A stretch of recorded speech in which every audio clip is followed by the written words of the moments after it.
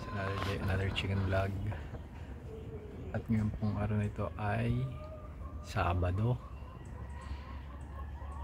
Nakalabas na po sa par siguro si Bagyong Opong. At dito po sa atin sa parteng ito ng Batangas ay hindi naman po kami masyadong nadali ng bagyo.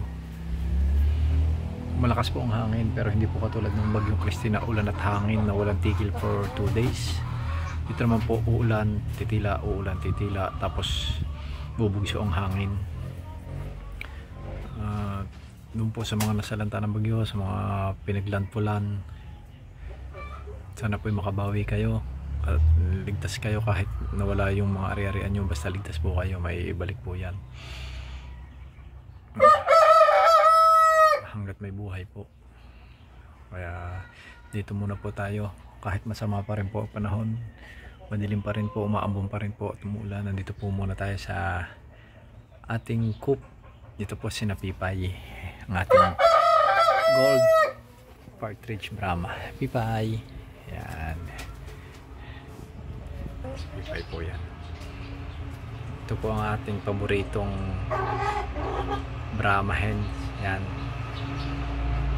ito rin po yung paborito ng tatay ko na alagaan dahil napakababait. Bale, tatlo po sila. Yung isa po naglimlim. Tapos nung isinama ko po dito, inaaway na po niyan dalawa. Magkakapatid po sila eh. Inaaway na po nila dahil matagal nilang hindi nakasama. Hindi nila pakainin, hindi nila patukain. Tinutukan nila sa leeg. Binubuli nila kaya inihiwalay ko muna.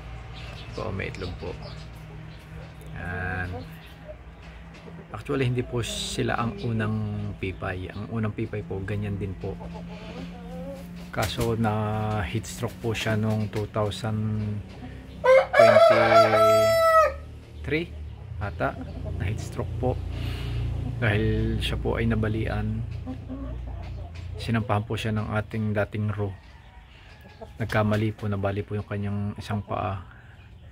In-rehabilitate ko po, pinabayaan ko po dyan sa labas. Wala pa po mga tanim dyan po no masyado. Tapos siguro pagod na po siyang gumapang-gapang. Doon po siya napatigil sa sobrang init. Kaya na heat stroke po siya. Nakita ko po siya ay masama ng lasa. Tinay ko po siyang gamutin pero hindi na po siya nakasurvive ng hapon. Gold partridge din po siya, napakabait din po nun. Kaya yan pong ating tatlo ay isinunod po sa natin sa pangalan niya. Yan, yan po paborito na tatay, napakabait po niya na si Pipay. Yan po, napakaganda. Yan, si Max. Bali si Max lang po yung ginagamit nating row na kinukos natin sa ating iba't ibang kulay ng hen.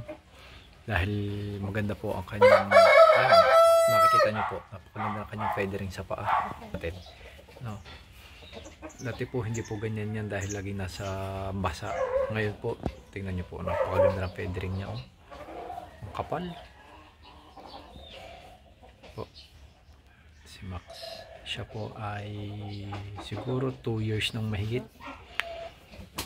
2024 ko po siya nakuha, siguro mag-1 year, tapos 2025 na po ngayon yan. Pipay, baby. Pipay. Dito ka. Dito ka dyan eh. Pipay. Yan po, si Pipay. Ito po yung ating pinakamabigat na hen dito. Huli po natin siya timbang, nasa 2.8. Ngayon po nasa 3.1 na po siya. Yan po. Napakabait po ni Pipay. Yan. Baby. Hello ka sa kanila. Hello. Hello po. Pipay. Pipay. Pipay nila. Ito po yung isa pa po nating Pipay na sinasabi ko sa inyo, naglimlim dati. Ito lang po sa tatlong magkakapatid yung natutong maglimlim. Ito pa si Pipay. Hiniwalay po natin siya dahil binubuli po siya eh. Yan. Pero pag banda dun po, introduce po uli natin siya doon sa gabi. Titingnan natin para lagi sila magkakasama. Ito yung ating BM. Ito pong ating dalawang Rhode Island Red na hen na Mohawk line ay heavy molt po sila ngayon. Po, makikita nyo. Yan. Ito pong ating IG na 7 months yun po. Meron na po siyang yun, itlog pero maliliit pa din po.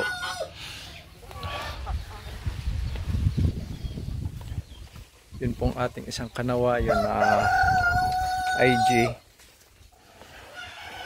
Magsa 7 months po silang magkakapatid sa October 6. Kapag hindi po natin sila, pag di po natin ito nabenta, ay gagamitin po natin itong pang upgrade sa ating mga native hens para malaki at hindi po tayo lugi sa bentahan. Ito po ang ating Red Queen na hen. Yan po, show type po yan. Ay iniintay lang po nating mag-lay dahil magna 9 months na po siya sa October 17. Hindi pa rin po siya nag-lay pero hindi na rin po siguro magtatagal yan.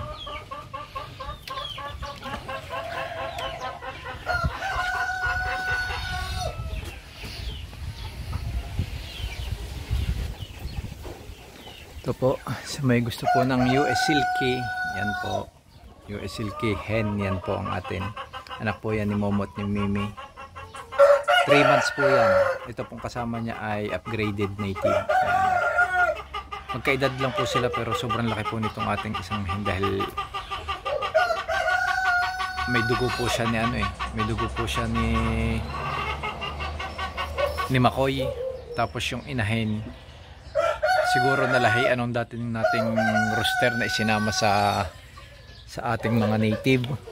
Tapos ang nanay niya ay native na malaki kaya 3-way cross na po siya. Yan nyo po, napakasama pa rin ang panahon. Makulimlim pa rin. Nagkalaykay na rin po tayo dyan. Yan.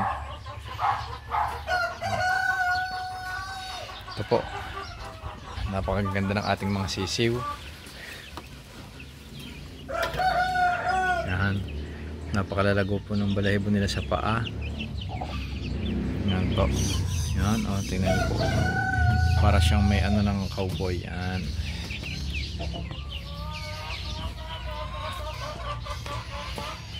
Kaninang umaga po, hinahanap ko yung isa kong patukaan na pula.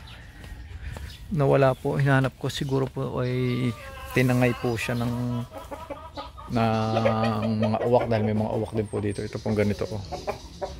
Ito pong ganito. Nilalagay ko lang po ito dito sa taas pagkakalinis. Pero nung umaga po, nagkulang na po ng isa. Yan. Sirin ko po yan.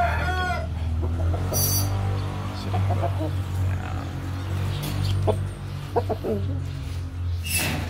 Siya po ang pinapartner ko dati kay Mocha. Inihahandle natin kaso nabasa ko na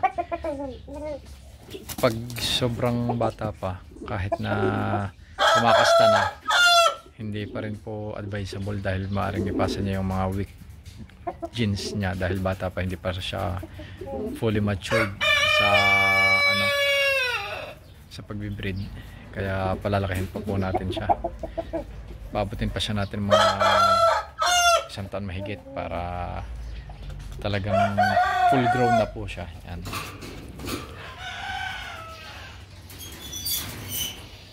Ito po ay yung kapatid niya. Tsaka yung kanawayan. Ito po ay pwedeng for sharing kung may makagusto.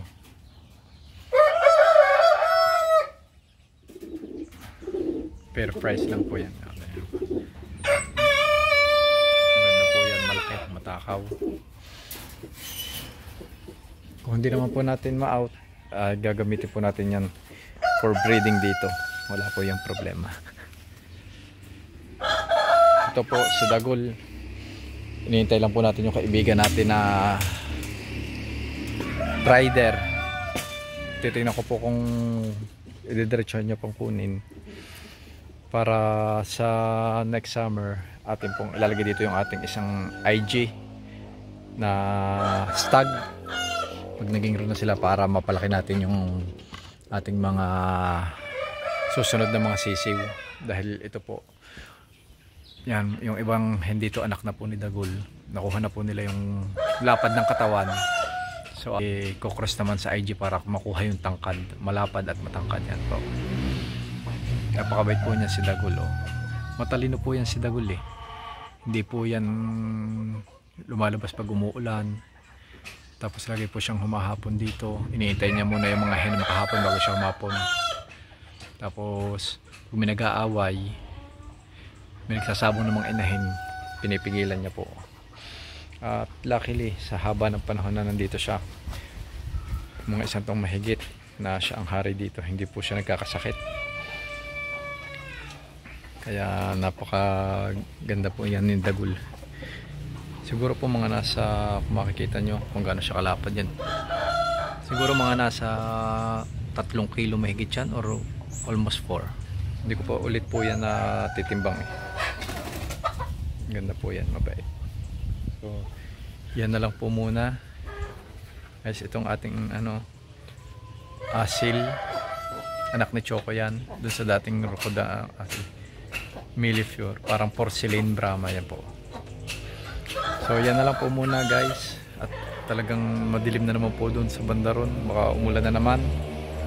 Ingat po kayong muli habang hindi pa po tapos ang panahon ng mga bagyo, dahil meron na naman po atang silang tinitingnan na low pressure sa bandang Mindanao naman, doon sa baba. Iwan ko lang kung magiging bagyo yun. Ingat po tayong lahat. At unahin nyo pong iligtas ang inyong mga sarili kaysa sa mga ari-arian. Lagi po kayong magdasal. Salamat po. At maraming salamat po dun sa mga nanonood at sa mga nagsusubscribe sa ating maliit na channel. Salamat po.